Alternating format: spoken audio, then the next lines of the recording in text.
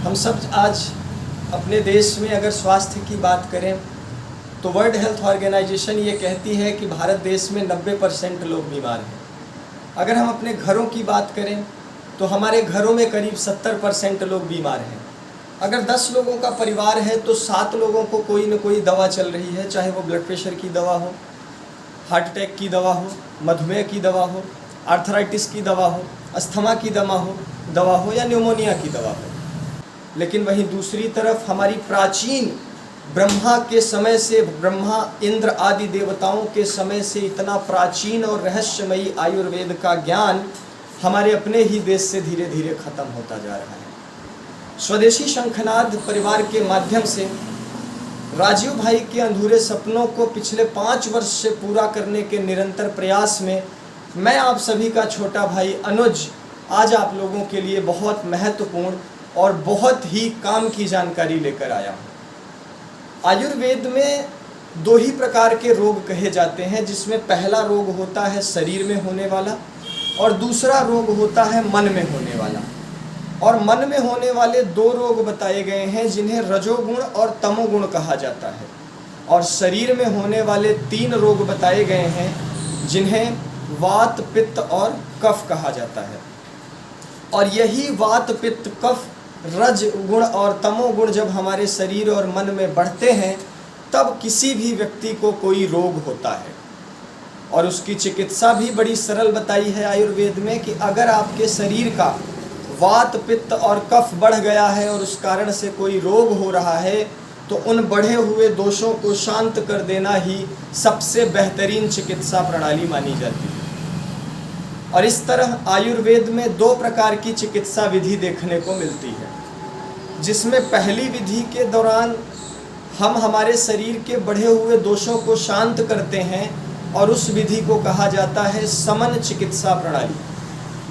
और दूसरी विधि के दौरान हम हमारे शरीर में मौजूद दोषों को, हम हमारे शरीर में इकट्ठे हुए दोषों को जीवन भर के लिए बाहर निकाल देते हैं और इस क्रिया को कहते हैं शोधन क्रिया। और भागवत जी ने जो आयुर्वेद का पूरा संग्रह तैयार किया हम सबके लिए, जिसे ब्रह्मा जी ने सबसे पहले ध्यान करके ब्रह्मांड से खोजा था, जो आयुर्वेद हमारी आयु का ज्ञान कराता है, उसी आयुर्वेद में हमारे 3 दोषों को संतुलित करने के लिए, शांत करने के लिए जो सबसे अच्छी चिकित्सा प्रणाली बताई गई है, सबसे सर्वोत्तम द्रव्य बताया गया है, वो द्रव्य है दोस्तों वात दोष के लिए तेल, पित्त दोष के लिए घी और कफ दोष के लिए शहद। ये तो आप सब भी जानते होंगे, पहले कभी सुना भी होगा शायद। और शोधन चिकित्सा में इसी तरह वात के लिए सबसे अच्छा वस्ती यानी एनीमा, पित्त के लिए सबसे अच्छा विरेचन यानी परगेटिव, और कफ को निकालने के लिए सबसे अच्छा तरीका वमन यानी वोमिटिंग या उल्टी कह सकते हैं। लेकिन वहीं दूसरी तरफ हम ये भी जानते हैं कि जो हमारा पहला दोष है शरीर का, जिसे वायु कहते हैं, ये वायु हमारे पूरे शरीर को रोगी बना सकता है, क्योंकि वायु बहुत हल्की होती है, चलती रहती है और हमारे शरीर के किसी भी अंग में जाकर हमें बीमार बना सकती है, हमें रोगी बना सकती है। और इसीलिए हमारे देश में वायु को संतुलित करने के लिए सबसे अच्छा द्रव्य जो बताया गया वो द्रव्य है दोस्तों तेल, शुद्ध तेल, कच्चा तेल। लेकिन दुर्भाग्य से आज हम अपने बालों में लगाने के लिए, अपने शरीर में लगाने के लिए, अपने खाने में उपयोग करने के लिए जो भी तेल इस्तेमाल कर रहे हैं वो सबका सब रिफाइंड और केमिकलाइज्ड पर्पस से या प्रोसेस से तैयार किया गया है। लेकिन आज स्वदेशी चिकित्सा आरोग्य केंद्र, जो कि स्वदेशी शंखनाद द्वारा संचालित एक केंद्र है जो मिर्ज़ापुर से संचालित होता है, वहाँ से उपलब्ध होने वाले मैं 2 उत्पाद के बारे में आपको जानकारी देना चाहता हूँ। जिसमें पहला उत्पाद है, आप देख सकते हैं, ये दोनों तेल है और ये दोनों तेल लकड़ी की घानी से तैयार किया गया तेल है। और जिसमें पहला है नारियल का तेल और दूसरा है बादाम का तेल। आप जानते हैं नारियल का गुण ठंडा होता है, बहुत शीतल होता है, तो नारियल का तेल आपके शरीर में बढ़े हुए पित्त को शांत कर सकता है। अगर किसी के पेट में जलन है, पेट की गर्मी बढ़ी हुई है, शरीर पर चकत्ते पड़ रहे हैं, शरीर पर स्किन डिजीजेज हो रहे हैं, चर्म रोग हो रहा है, दाद खाज खुजली हो रहा है, तो आपके लिए ये नारियल का तेल लगाने के लिए भी, आपके शरीर में मालिश के लिए भी, बालों में मालिश के लिए भी, और पेट की गर्मी को शांत करने में 1 चम्मच सीधे पीने के लिए भी सर्वोत्तम उपयोगी है। और आप में से बहुत सारे लोगों ने ये नारियल का तेल शायद प्रयोग किया भी हो पहले। और ये नारियल का तेल पित्त को शांत करने की सबसे अच्छी द्रव्य है, शमन द्रव्य। और दूसरा है, आप देख सकते हैं, बादाम का तेल।